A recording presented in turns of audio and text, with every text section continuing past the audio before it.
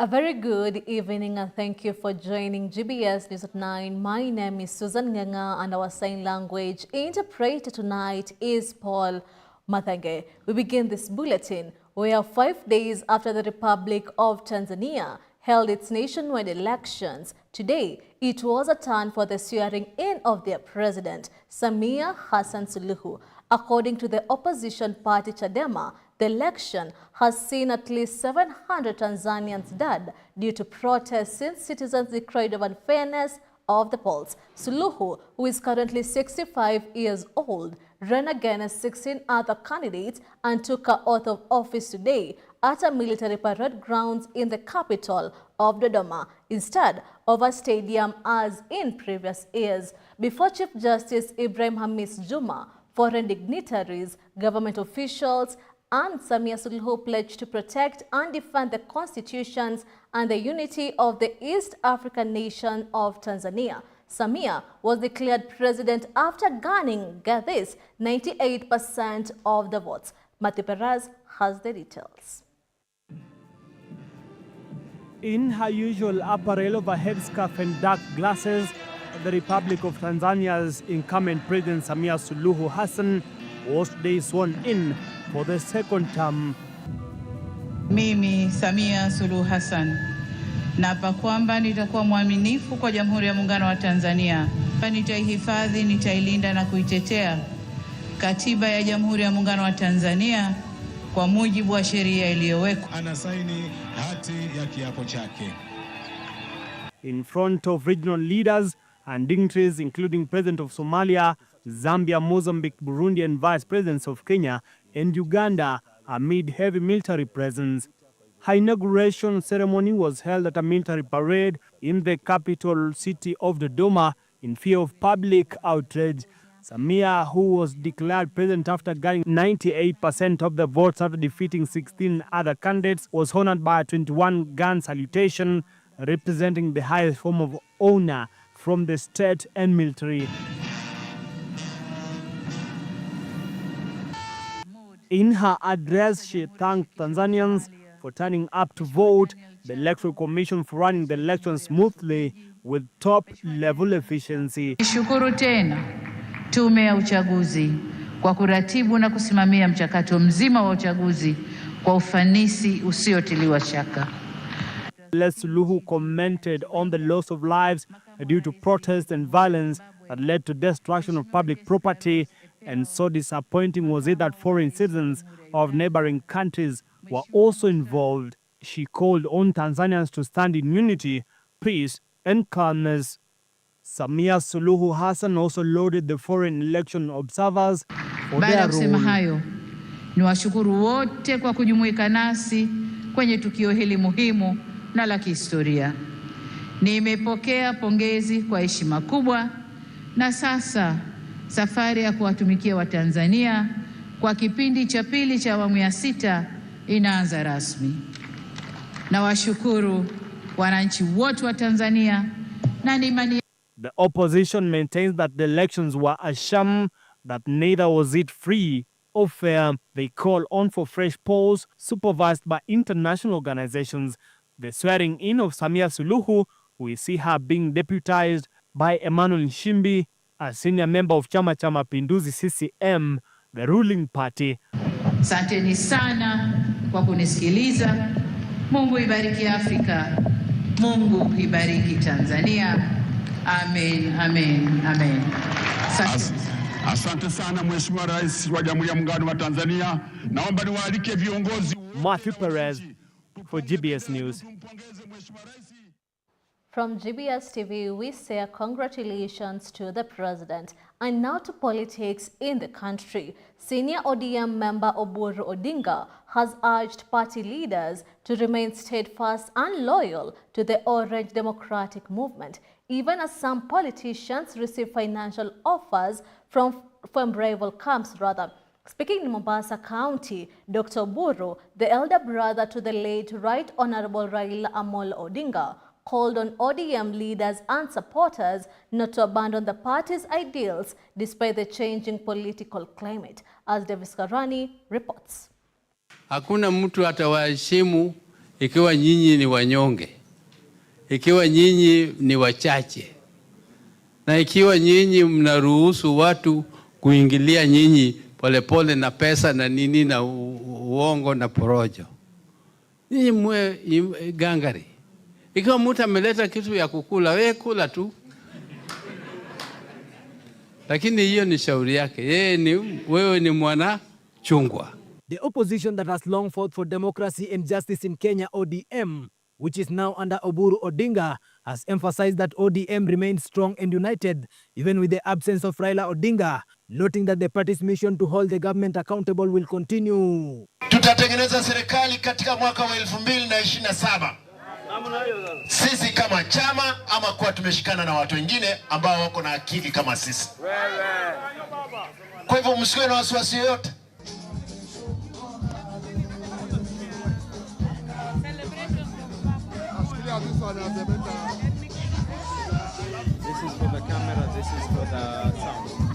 Meanwhile, other opposition leaders allied to Gachagua and Kalonzo Musyoka from the Ukambani region have launched sharp criticism against President William Ruto, accusing him of sidelining their communities and using state resources to weaken the opposition. Sisi team we are united opposition. We are truly united and we continue to consult into every difficult situation, because after consultation, William Ruto will definitely and absolutely be one term. We want to inform the people of Kenya that the formula of getting a single presidential candidate to face William Ruto is on course. And for those who have been in doubt, what is happening in these by-elections is a dress rehearsal of the formula and the mechanism to get a single presidential candidate to face William Ruto. And we want to assure the people of Kenya, come rain or shine, we are determined, as we have been told by the people of Kenya, that they want one single presidential candidate to face William Ruto. I have heard William Ruto bragging that with the demise of Raila Odinga, he has no opponent. I would like just to inform him that we are not his opponents. His opponents are the people of Kenya. The leaders said Ruto's administration has focused more on political coercion than on addressing the pressing economic challenges affecting ordinary Kenyans, stating that the Kalonzo Kibaki administration was better than the current regime. Mimi nataka nikuulize William Ruto, wakati Kalonzo walishikana na Kibaki, walitengeneza elimu ya Kenya ikawa bure. Wewe uko na akili, umetoa ile elimu ya bure, sasa iko malipo na hautumi capitation. Kazi yako na Kalonzo, nani hana akili? Nisikia Ruto akiita Kalonzo modo wa ndego. Umesikia hivyo? Sio ni kupuuza kiongozi. As ODM reaffirms its role in the opposition, the party is calling for unity and vigilance among its members, warning that short-term political gains should not compromise the long-term struggles for accountability and governance. Davis Karani for GBS News, Nairobi. And now to matters education.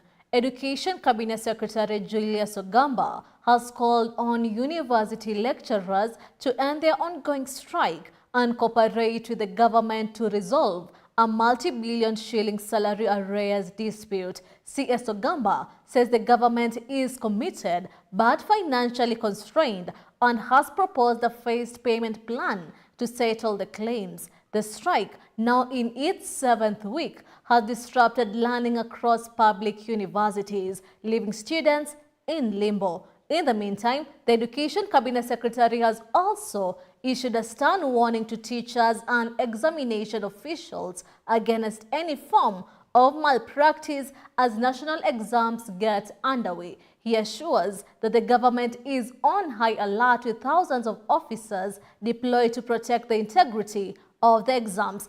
Anyone caught cheating or facilitating malpractice will face immediate prosecution. Let's listen in. Education Cabinet Secretary Julius Ogamba Migos has appealed to university lecturers to end their prolonged strike, calling for cooperation amid ongoing negotiation over salary arrears linked to the 2017 to 2021 collective bargaining agreement. Speaking at the Kenya Coast National Polytechnic, the Cabinet Secretary implored lecturers' union to accept a phased payment plan proposed by the government. 0.3 billion has been paid, the 2.7 billion has been paid. So government has shown good faith and commitment to settle these historical debts, which are not a debt that was incurred by the Kenya Kwanza administration. It was incurred before. We've done it with the other unions, we've done it with KUPPET, we've done it with NAT, and everything is settled. And we will be able to do it with WASU. All we're asking them is for them to come to the table, look at the realities of the current situation, and accept the offer that the government has put on the table, because it is the best offer. The CS also issued a stern warning to teachers and examination officials against any form of exam malpractice as national exams get underway. Because we are discouraging, as always, we are discouraging anyone engaging in any sort of malpractice or irregularity during this examination period. NEC, through the ministry and other players, has put a lot of security measures in this year's examinations. He emphasized the government's zero-tolerance approach, assuring heightened security and deployment of thousands of personnel to uphold the integrity and credibility of the education assessment process. We have ensured that when you are going into the exam hall or the center where the exams are being undertaken, the center manager has been advised on who is actually allowed to get into that space. So it's not everybody who would go into the school where examination is taking place. And because of CS Ogamba questioned against any involvement in cheating or aiding malpractice, which will lead to immediate dismissal and prosecution, reinforcing that exam integrity affects not just individual students, but the nation's future.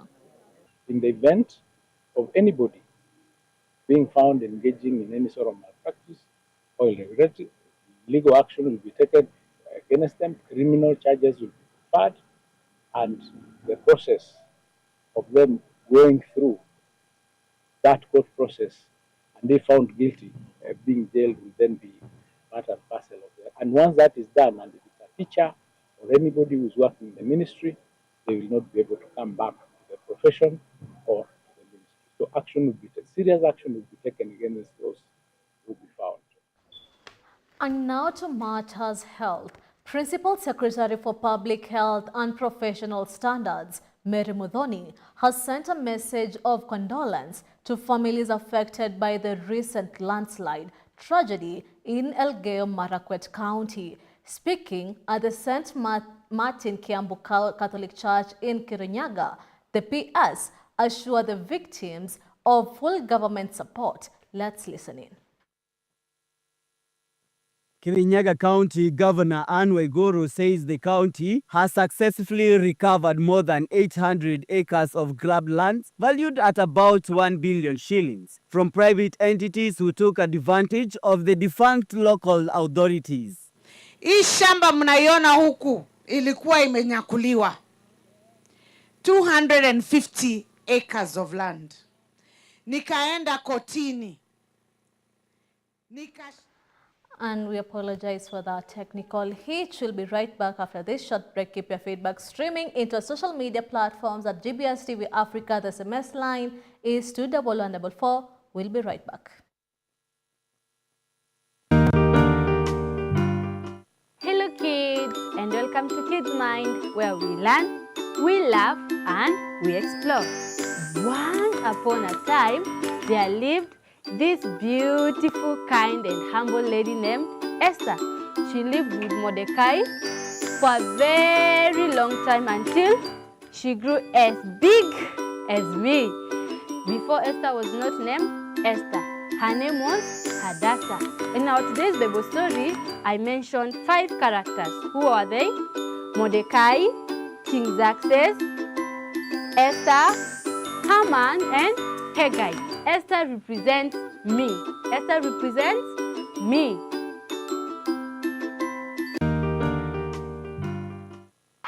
We're going to be discussing dream chasing versus stability. Dream chasing versus stability. Okay, dream chasing nayo ni ngumu. Juu unaweza kuwa una chase impossible dreams. But yet unaweza kuwa una chase possible dreams. So wewe tu ngangana na dream yako, one time utafika hapo. Ukifika certain stage in life, make decisions peke yako, ndio ukiregret usikuwa na mtu kublame. Just go for it. Ndio kikikuuma ni wewe imeuma. Kuramba. Na iki work out pia all the best, because si kila time utafail na si kila time utasucceed, but hauwezi jua kama hujajaribu. Mimi nitakuja hapa nikudanganye, soft life. Wewe hujui hiyo soft life inatoka wapi? You guys just want to fly badala you take the stairs step by step. Obviously mtu ako pale juu alianzia somewhere. You can't tell me ati kama kuna alternative utafanya, si basi wewe fanya if that's what you want. Would you rather earn less doing what you love ama earn more doing what you hate?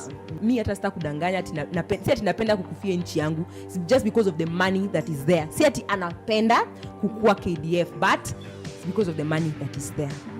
Okay, men are not smart like women. I'm going to say that for a fact. If right now, that is true. If me and Rachel say to pay 1 million, tupe mwaka mmoja, hiyo million itakuwa hata maybe 10. But if a man unashikangwa tu na kiburi sasa ndio unavaa.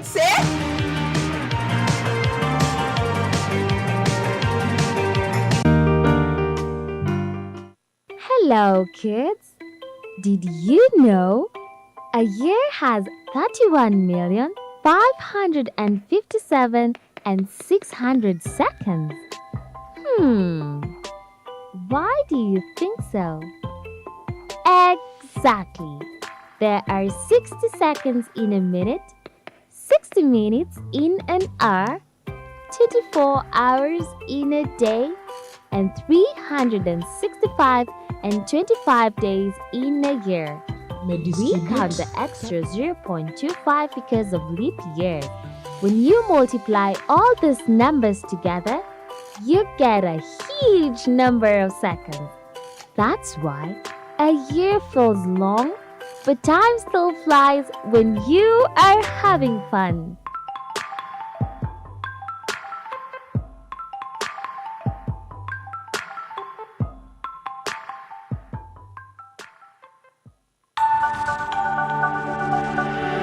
Everywhere, GBS. Welcome back to the bulletin and to our earlier story.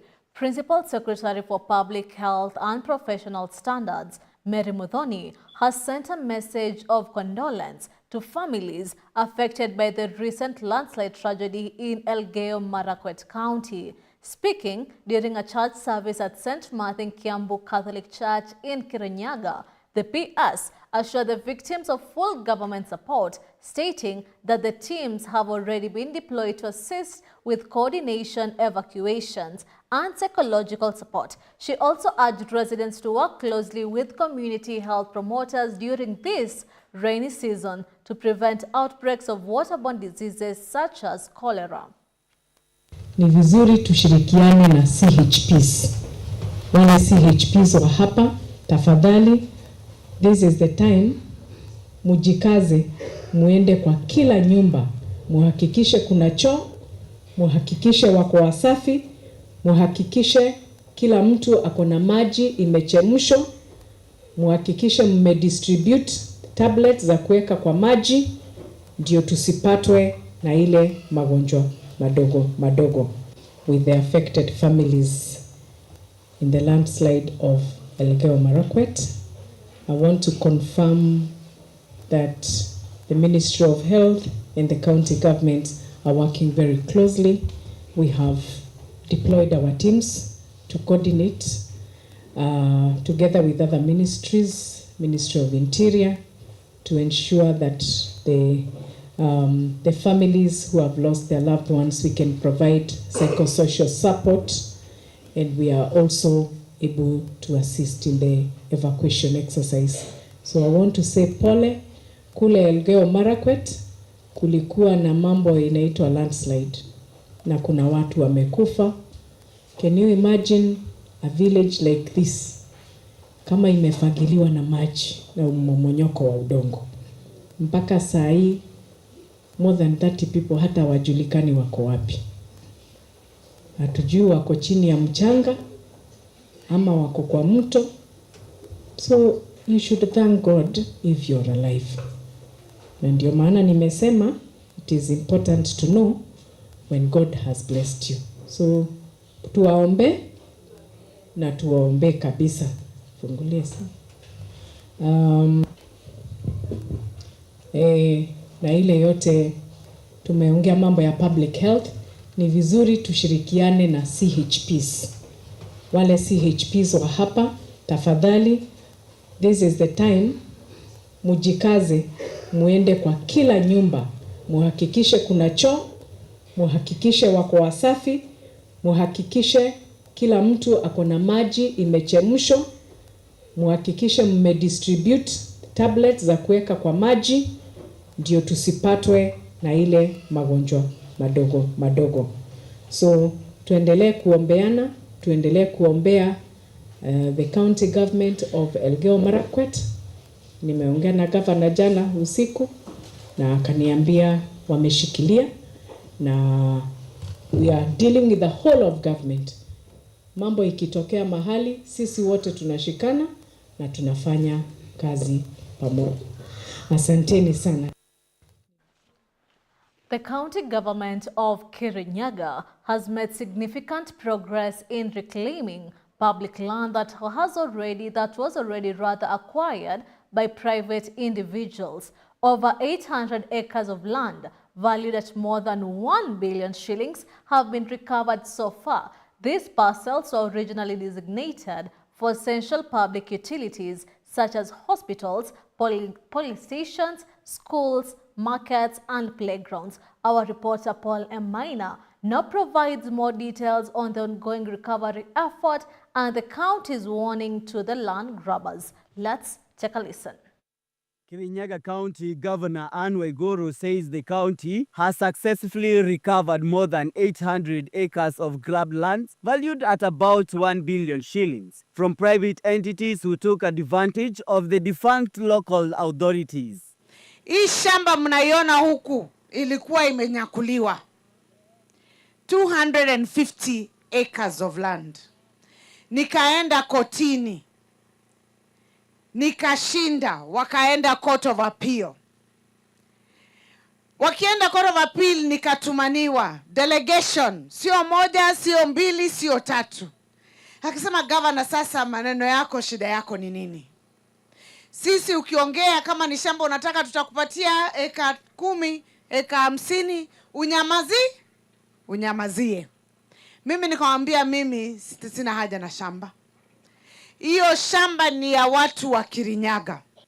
The county executive for lands, Reverend Samuel Kajombe, says more parcels remain tied up in court cases as the county intensifies recovery efforts, including land meant for Gishogo Lokot, Kianyaga Police Station, and the Moridoko Dam project. There are parcels that were hitherto grabbed, others even sold to innocent purchaser for value without knowing, but unfortunately the land was not secure under the person who disguised themselves as sellers or owners. Parcels of land that we've already secured title deeds, and others, what has happened, you win a case and then the person appeals. You've already won, and so the person goes to the higher court, court of appeal, and they appeal. So we have to wait for the outcome of the appeal. But as for taking possession, it is we win and we take possession. Waiguru adds that protecting public lands also help preserve the environment, as many of these areas are wetlands, forest, and water catchment zones. Nikaenda court of appeal tukashinda. Tuliposhinda tu hivi tukatransfer na immediately designate kuwa industrial, na nikaanza safari ya kuleta industries huku Sagana. Other reclaimed plots include lands for affordable housing in Kerigoya, the proposed Kutus Bus Park, Baricho Stadium, and Nyagati MCA offices. With the county vowing to sustain its land recovery campaign, residents are optimistic that these reclaimed parcels will finally serve the public as originally intended. For GBS News from Kirinyaga County, I am Paul Maina. And more on the counties. Residents of Dera in North Sakwa are calling for urgent government intervention in a gold mining dispute in the area. The locals accuse a family in the village of illegally acquiring mining rights without their consent, leading to harassment and arrest of artisanal miners who depend on the activities for their livelihoods. Speaking at Ndira Trading Center, the chairman of the Ndira Artisan Mining Sacco, Isaiah Otieno, said the miners were shocked when a team from the mining department stopped their operations, claiming a license had already been issued to one Evelyn Mutuku. Otieno says their Sacco had already applied for the necessary permits from the ministry and NAMA, only to be informed that Mutuku held exclusive rights, a move that has left many miners jobless. Mimi nimekaa hapa kwa ajili ya kazi ya wachimbaji wadogo wadogo. Tumefungua simu na watu wetu kwa mama huyu pale shimo ambayo unaona jamani. Tukafika chini tukaanza kuchimba dhahabu, tukatoa siku hiyo tukachimba kwa ghafla tulisimamishwa na watu wa mining kwamba hatuwezi kuchimba bila barua. Wakatuletea vitu ambayo inahitajika, tukaandika hapa, tukajaza kila kitu hata ya NEMA. Baada ya hayo, ili tupate hiyo barua kazi iendelee, wakakataa kwamba kuna mama moja ameshachukua maeneo hii yote. Wakati huo sisi tulifanya agreement land consent na mwenye miji, na sijui yeye alipata agreement wapi. Kwa hivyo hadi sasa it is now almost 2 months hatufanyi kazi, hata zaidi hapo. Ni eti wa mining wanazuia sisi hatuwezi kufanya kazi. Sasa mimi naomba waheshimiwa kama Mheshimiwa Orengo governor, jamani utusaidie. Mheshimiwa Joho utusaidie. Sisi hatuna pesa na huyu mama hakuna pesa na kusumbua. Tumechoka na huyu mama. Mimi bado hakataa. Juzi kakuja hapa napata hao wanakusamishwa juu ya hiyo mama, hata mimi nashindwa ni nini. Kwa hivyo serikali afanye kazi, ajue ni nini naendelea kwa kazi ya hawa, ndio hawa endelee na kazi yao. Kwa hivyo sina mambo mengi, nasema hiyo tu, serikali aingilie hiyo maneno. Naomba serikali, nimekwama kwa boma yangu na watoto yangu. Simu ya goldi iko kwa boma yangu. Watu wenye nafanya hapo nilielewana nayo, tukaandikana agreement. Kufika kwa mawe, mtu mwingine Evelyn Mutuku na Dola Indidi wametoka kwa boma yawe, wamekuja kusimamisha kazi, akafunga wafanya kazi yangu, wakapeleka kwa cell bondo. Ati wawezi kufanya hapo ni kwake. Hii area yote yenye tumeishi kwa ajili yake alikuwa amesa register na hatujui. And now to Narok County. Narok County has taken a major step towards boosting the livestock trade and improving local livelihoods. Governor Patrick Ole Ntutu has announced the establishment of 20 livestock sale yards across the county, a move expected to strengthen business, enhance revenue collection, and create jobs. Speaking during the opening of the Mulot sale yard in Narok West, the governor urged traders to take full advantage of the new facility to spur development in that area. Let's take a listen. Nilionelea kwamba hii sale yard ni lazima tujenge iwe ni modern sale yard.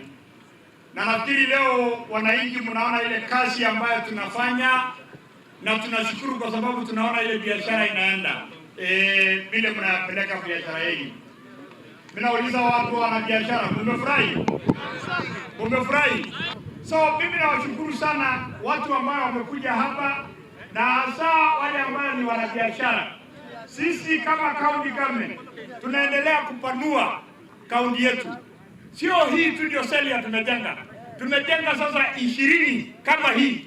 Wale ambao wanaendanga huko MRT, unaona mbili ambao tumejenga hapo. Wale wanaendanga huko Rukweti, huko mwisho ya Keyan Ward. Leo jana tumeanzisha ingine pale kama hii tu, ili tujenge kaunti yetu. Mimi naomba nyinyi wananchi wetu tushikane na viongozi wetu, tuendelee kufanya maendeleo. Kwani nyinyi mlikuwa mnataka watu wanaenda kulala kwa ofisi? Mlikuwa mnataka watu wanafanya kazi? Sasa tumepata mfanyikazi ambayo ni nambari 1 kwa Kenya mzima.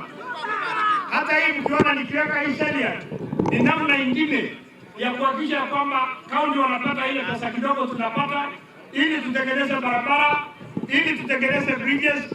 Wakati nimekuja hii bridge ilikuwa inakwama, hii ambayo inaenda Bomet, nikahakikisha ya kwamba imemalizwa. Hii ambayo ilikuwa inawasumbua, mlikuwa mnazunguka huko, sasa hii imekamilika, nimepita saa hizi na nimeambiwa within 1 week tunakuja kufungua ili wananchi waweze kukata hapa bila kuzunguka huko. So hii soko sijakuja tu kama mgeni. Mimi nimenunua ng'ombe hapa, nimeuza ng'ombe hapa. So najua ile shida ambayo tulikuwa nayo hapa. Kwa wale labda bado hawajatembea, hii ukiangalia pale ni ofisi ambayo sasa tutakuwa na wanabiashara watakuwa na ofisi yao. County ambayo ndio wanachunga hii Celia pamoja na Mosonic na timu yake watakuwa na maofisi pale. Hapa wananchi kama mkiangalia tuko na toilets ya wanaume na wakina mama. Hata pale pia tumeweka pahali ambapo wale ambayo ni PWDs watakuwa pia na pahali yao ambayo wanaweza enda bila shida. Ya pili, pale hivi tuko na pahali wakina mama wanasauza uji, wanasauza mandazi. Lakini kama vile mnaona bado wakina mama wetu wako pale. Leo nimekuja hapa kuanzishia hawa watahama pale ili wakuja hapa waingie stores ambayo itakuwa na heshima na itakuwa ni mzuri. Ya tatu, wale wanabiashara wetu, ndio mjue mimi ni mwanabiashara mmoja, nimeweka pahali ng'ombe inakunyia maji. Ili unapoleta maji ng'ombe asubuhi unapea wakunywa maji kabisa kwa sababu imechoka. Ule mwanabiashara ambaye anakuja kununua anafikiri ng'ombe imenona, kumbe ni maji imekunywa. Hiyo ni biashara mzuri ama sio biashara mzuri? Na akili ni basi. Sasa hiyo mpaka muangalie hiyo maneno. Ndiposa naambia nyinyi wanabiashara, mimi nimefurahi sana leo nimefungua hii sheria. Hii sheria inatusaidia sana kama county government. Hapa kila wakati tunauza ng'ombe zaidi ya 1,500 mpaka 2,000. Mbuzi na kondoo ni karibu 1,000. Ukiangalia ile pesa ambayo county government watapata sasa itakuwa ni zaidi ya shilingi 1,150 kwa siku. Na hiyo pesa ndio tunaona tuna reinvest kuhakikisha kwamba wananchi wetu wanakaa vizuri. Hapa hii nyumba ambayo tunaona hapa hii ndio ya kuuza ama kupata. And with that, we have come to the end of the news bulletin. It's always a pleasure having you on board. Let's do this again next time, same channel. My name is Susan Nganga and our sign language interpreter tonight has been Paul Mathenge. Have a good night.